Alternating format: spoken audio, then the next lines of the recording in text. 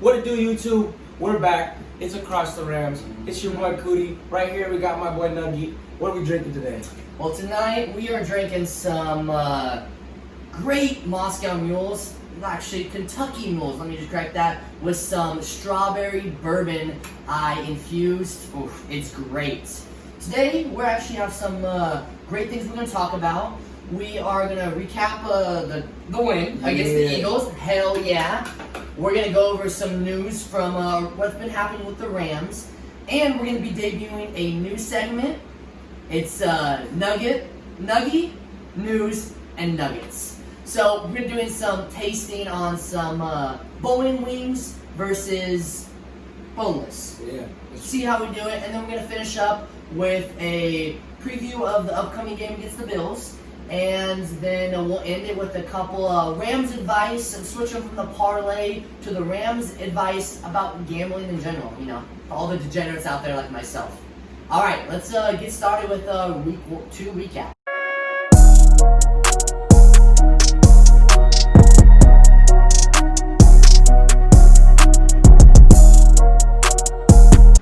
So, let's talk about the dub. Another freaking dub. I mean, come on, 2-0. I love it. And this time we kicked some ass. It wasn't no 3-point game. We put up a lot of points. We held them to only 19 points. It was a great game overall. I do want to shout out that one of my keys to winning the game was holding the tight ends to under 100 yards. Dallas Goedert and Zach Ertz combined under 100 yards. They actually had 9 receptions for 72 yards. And that's a stat line that Zach Ertz could have put up by himself. So I really want to compliment the Rams defense because I knew that was going to be a huge factor in the game. And we ended up winning, so I'm going to take a little credit for that. It worked out. Hey, you called that right there. You called that all day. You said, hey, hold them under this amount of yards. They held them under there. We got it done, man. That's all you. I got another one of those that I think is going to be a key to this upcoming week, too. All right. We'll save that for the key to the game later. So, what about the defense? I know you're kind of our defense extraordinaire. I do a lot of fantasy football, so I focus on the offense. What can you tell me about the Rams' defense from what you saw? The defense, in the first half, our defense looked amazing, man. We were so tight, especially in the beginning. Miles Sanders, they tried to get it to him early, especially in the first few drives. First drive, Mike Kaiser gets that strip fumble, just to completely switch up the momentum right away in the game, and then right after that we stomp down the field and we get a touchdown. So just that in the beginning, our energy was amazing. Every single time they ran the ball, we were shutting them down for really short yardage gains. But then later in the second half, we saw our defense kind of ease up on that run game. Then Miles Sanders could start getting more 5-6 longer rush yards. So that's something we got to clean up, especially in this Bills game. We can't let up against a team that's as electric as the Bills offense tends to be. And another thing, also our defensive backs, our safeties, they did a really good job last week. But again, this week, they got a bunch of weapons with their 3 wide receivers with Diggs and Beasley. And don't forget about John Brown. John Brown. Forget about John Brown. That guy's a stud. Yeah, they all have just electric speed, big play opportunities. So we got to make sure that we're tight down there, and we can't be giving up those big plays. But last week we did a great job, and I think Ramsey this week is going to do another good job. What about those 16 total tackles? Yeah, crazy. Michael Kaiser. Come on, guy. That guy did great. Yeah. That strip was huge in the game. I know we shouldn't even get up as many points as we did in the first half. Cup didn't fumble that ball. Yeah. Which, I mean, come on, Cup. Exactly. You're blowing my shot for the under. I missed it, but come on, you gotta help me out here. Yeah, we were tight that whole first half until just those careless mistakes like you were talking about. They're in the red zone. By the time they got the ball, they're gonna score at least a couple points. They end up scoring a touchdown, but it happens. One thing I think we have to talk about is the rushing attack. We had 191 yards and 2 touchdowns combined as a team. Wait, wasn't our offensive line supposed to suck? Dude, they're supposed to suck. They were supposed to suck, That's right? what y'all said. That's what y'all said. Not you Rams fans, all the other ones listening. Come on, guys. Come on, man. We top 12 this year so far. Yeah. I know the thing about that rushing game that I like so much is how we're incorporating the play action into it too. And I think that's something we're reinvigorating from 2017, 2018. We're starting that up again. Well, you all know, when is Goff most successful? On the play action. That's when he is the most successful and in a clean pocket. The way to establish that clean pocket is through establishing the run. Yeah. But if we're going to talk about the run, we got to talk about, this isn't a Rams run team that we're used to seeing. This isn't just Todd Gurley running the ball. These are multiple people. I think I saw 6 different players have rushing attempts, led by Darrell Henderson, who averaged 6.8 yards per carry. I mean, feed the man the ball. I love it. Darrell Henderson was a great replacement for Akers, who went down in that first quarter with that rib injury. In the first drive, I swear, Cam Akers looked so good. Every single time he was getting the ball, he was getting up the field, getting plus yardage, and he looked so good. And then all of a sudden, he fell awkwardly on his shoulder, and then his rib must have got hurt in the process. But he looked amazing. But Darrell Henderson, he did a great job of coming in, filling in that role perfectly. And that's what our whole offensive scheme is basically built on, having those different running backs that can fill in those positions in case something like that would happen. And yeah, that was amazing. Another thing that I said was our key to game was also establishing the run. The Rams this year, we lead the NFL just like last year in run play percentage.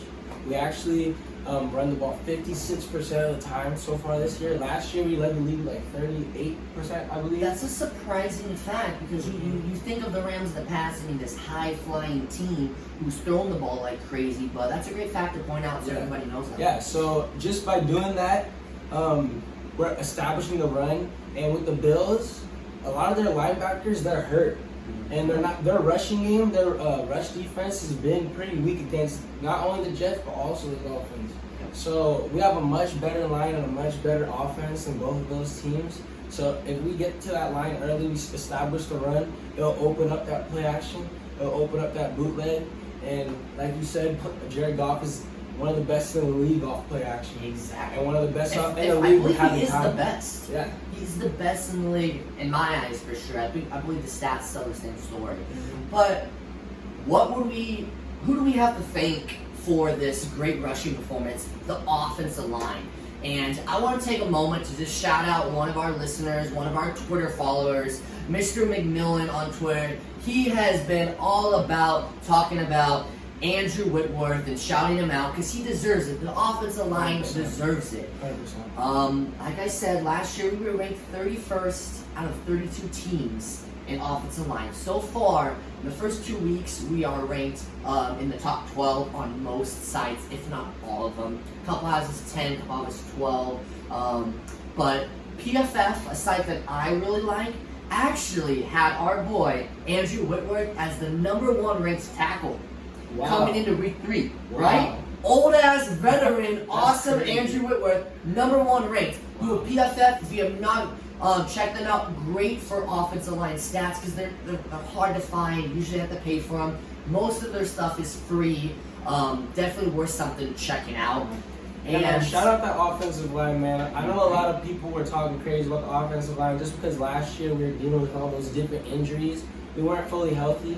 This year, we're all revamped, ready to go. Yep. And you can see that the success that's breeding out of that. In the last year, Jared Goff, out of the play action, he threw 2 touchdown passes and 5 interceptions. Last week alone, he had 12 completions, and most notably was that 30-yard play action to Higbee that was set up by Darrell Henderson. He kept running it, drawing in those linebackers and safeties. And then McVay with the beautiful play action where Goff rolls out and then Higbee's just right on that perfect tight end out route. And, just establishing that run early is going to be a big key to this game. And that offensive line has done an amazing job so far. If they keep it up, man, look out because the Rams are going to be dangerous if the offensive line stays like how they are right now. And one thing I want to make sure to put out about Whitworth again is I just love, if you guys watch Hard Knocks, I know I did, I loved how involved he is with the rookies. Yeah. We know he's not going to be on the team forever. He's older. He's getting close to 40 years old. That's old for football standards. I loved how he was guiding them and coaching them throughout the whole offseason of what we saw on Hard Knocks. I think that is very important. Anything else you have to add about the week 2 double? No, just it was a great all-around game. Like you were saying, if we just clean up those careless mistakes, we're looking at a blowout win against the Eagles. So another blowout. Another blowout. Let's get the Bills, right? Exactly. So great job last week. Let's move on. Let's get better. Yep. All right. So now we're gonna debut the new segment, Nuggie, News, and Nuggets, baby. Let's go. All right. Welcome to Nuggie, News, and Nuggets. So if you follow me on Twitter, you know kind of what this stemmed from. By the way, give me a follow on Twitter if you don't. Nuggie_Wuggy. You know, it's my name. I go by it.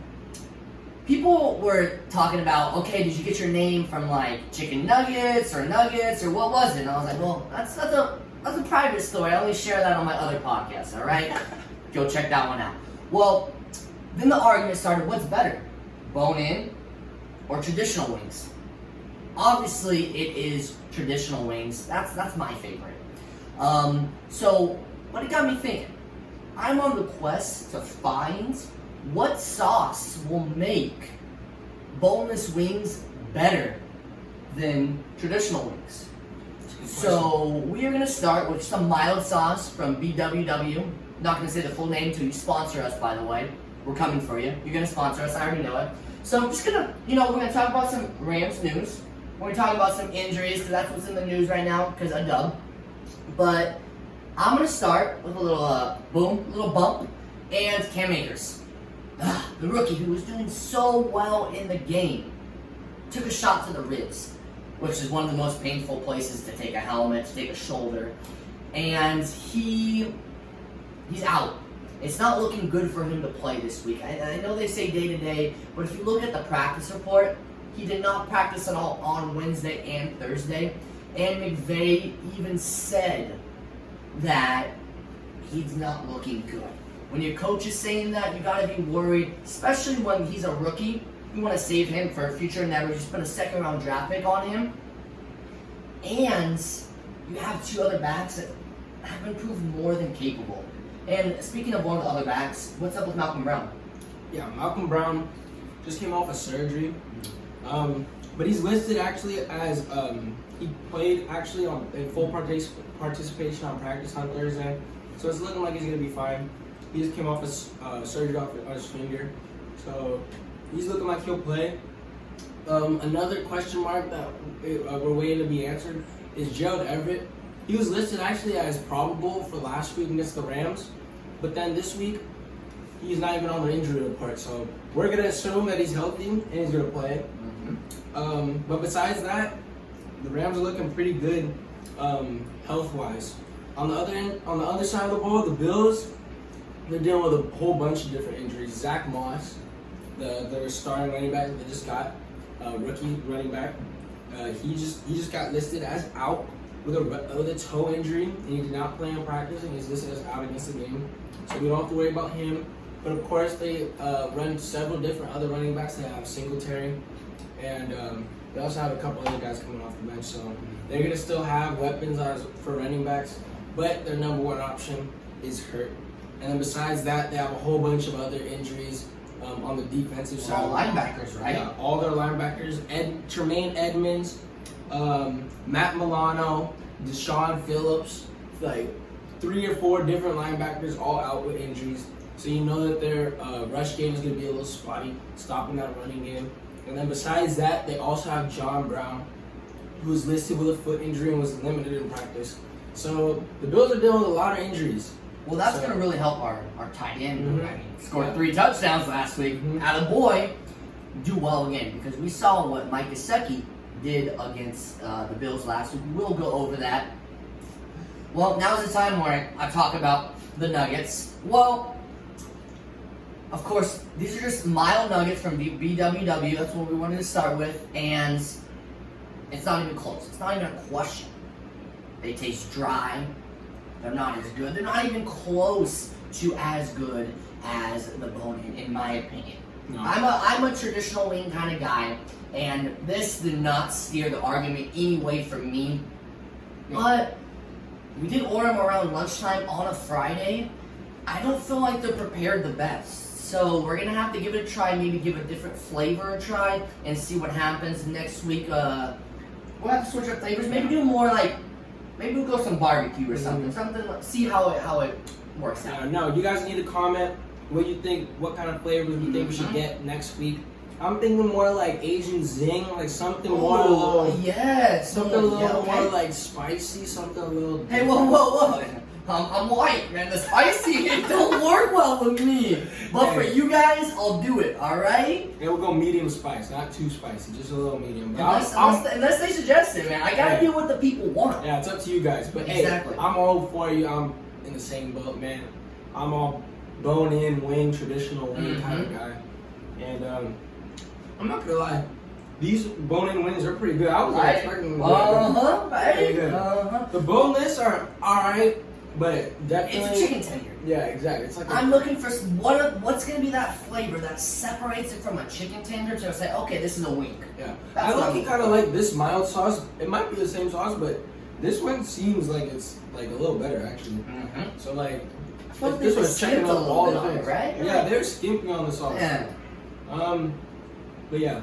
I'm all bone-in traditional wing kind of guy. So. Same for me. Well, let's jump in and talk about this big matchup that we have coming up. Two teams that are 2-0. This is a huge matchup to see what the Bills have and what the Rams are made of. Let's go with that now. All right, the Bills. Week 2's done, week 1's done, we're 2-0, but all that matters is the next game, next man up. And the Bills are 2-0, we're 2-0. This is a big game. Big game. Very big game. It's our first time playing in Buffalo in 4 years. Yep. And we're coming off this extensive traveling. Back-to-back East Coast trips. That's tough. You're not sleeping in your own bed, you're traveling. It's no fun. But one thing I think we have to talk right away is about Josh Allen. Yeah. I don't know, did you see him against the Jets? He did all right during the Jets, but against the Dolphins, he threw up 417 yards. That's good really damn good for a quarterback. One of the big things that I noticed about the Jets game was that he started off the game doing a lot with his feet. Okay. Like every single time, he was almost scrambling out. He was trying to get big yards, just running down the field himself on his feet. And what the Jets started to do is when he started to do that, they started to punish him and started making him fumble. Yep. So we gotta watch him, especially when they got those electric guys going down the field. He likes to run, so we gotta keep an eye on him running the ball too. And that's why one of my keys to the game is actually limiting Josh Allen to under 300 all-purpose yards. So I know that seems like a lot. Quarterbacks these days are throwing for a lot of yards. But if we can keep them to a total of rushing and passing yards under 300, I feel like we have a really good chance to win. And something that I have to point out is that 270, a little over 270 of his 417 yards came on 8 plays. Only 8 plays. They had big plays. Big plays. Exactly. 3 of them were over 40 yards. They had 8 plays that came over 20 plus yards. That is not good for a defense to allow.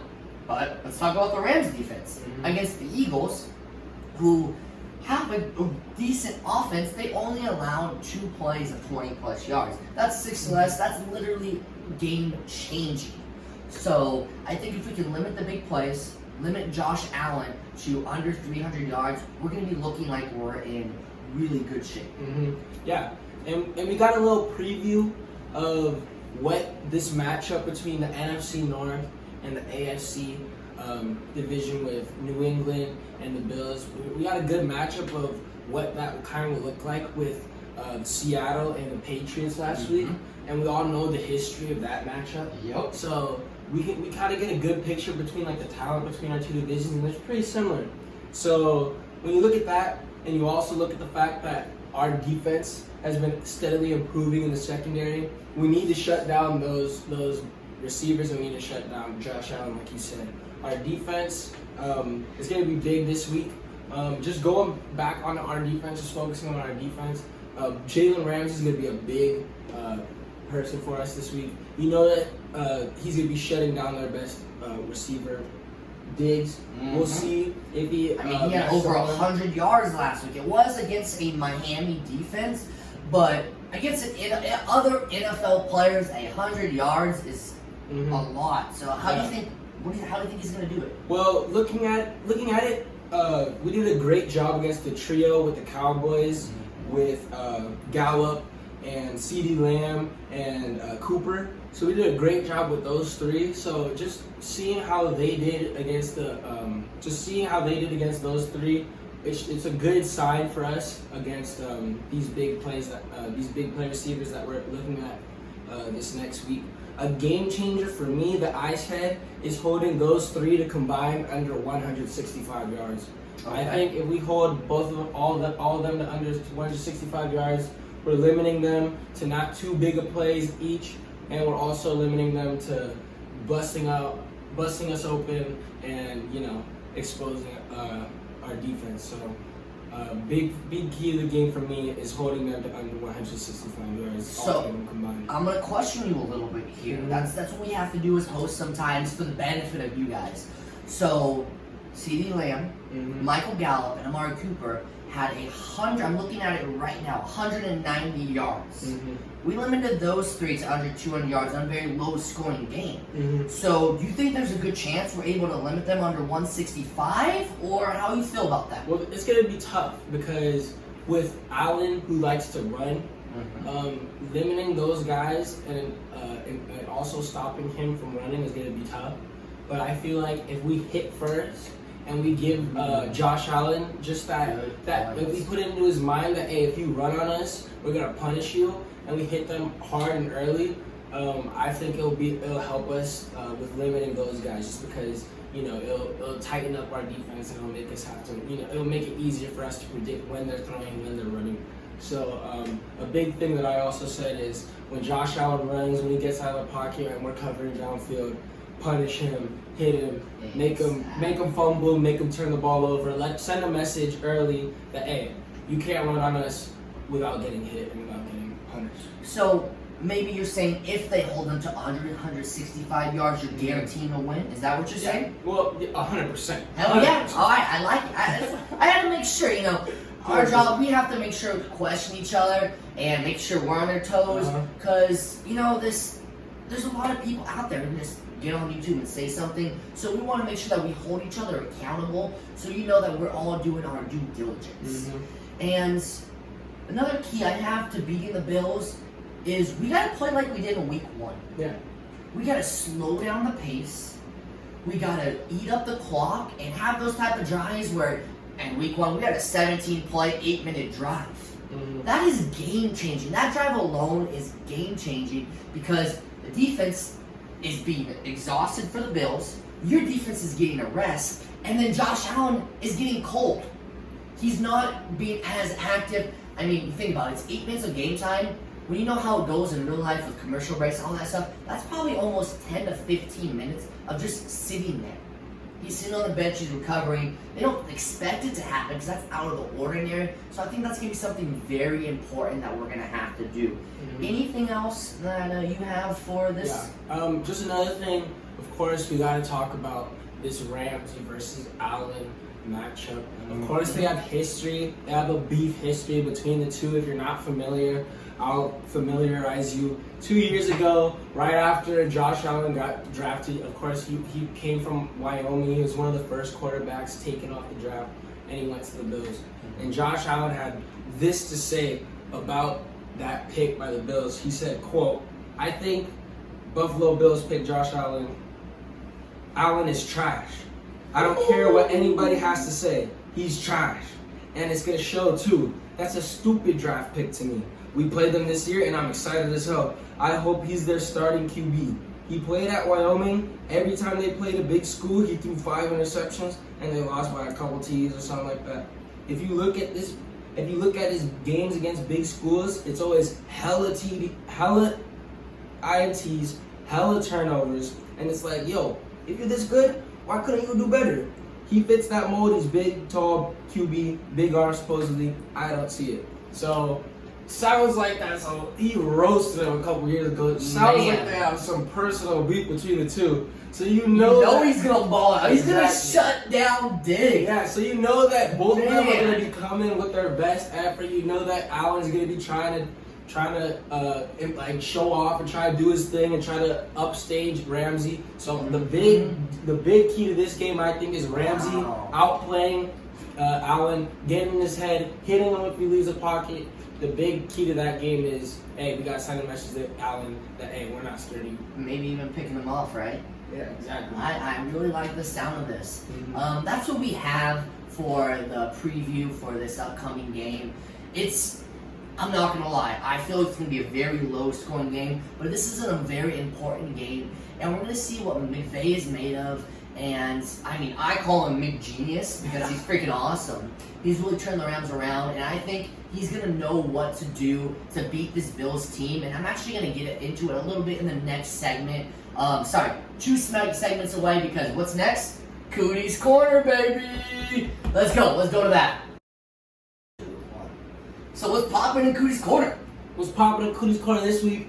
Y'all know what's poppin' in Kudi's Corner. Micah Kiser, man. NFC Defensive Player of the Week last week in his second NFL game, man. He's amazing. He hasn't missed a single snap on the defensive end, and his stats last week were unreal. He had 16 tackles, and that alone leads the league. He leads the NFL in solo tackles with 17. He's third in the NFL with total tackles with 23. And of course, right in the beginning of the game, he had that huge fumble just to give us all the momentum just to start the game. So Micah Kiser did a great job.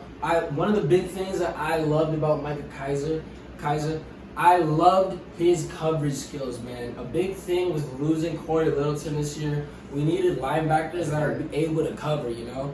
And Corey Littleton was one of the best coverage linebackers in the NFL. But Micah Kiser, he made some big plays in coverage. The biggest play for me was in the first quarter. There was I think it was 3rd and 6, and they did a dump down to Miles Sanders, and Micah Kiser covered him the entire time. Beautiful coverage skills, made a perfect tackle, and stopped him just short, forcing a kick. Those kind of plays, those type of coverages are what win games. Exactly. Micah Kiser, I'm glad that you're on the team, man. You did a great job. Micah Kiser's popping in the Kudi's Corner this week. I do want to shout out to our Twitter. We haven't talked about this yet, but we just jumped on Twitter, Across the Rams. It's just our normal logo. Come check us out. We'd love for you to follow. We're trying to be active as much as we can. On Sunday, we're going to be communicating. Actually, both of us are going to be communicating with you. So tweet at us. We want to communicate with you.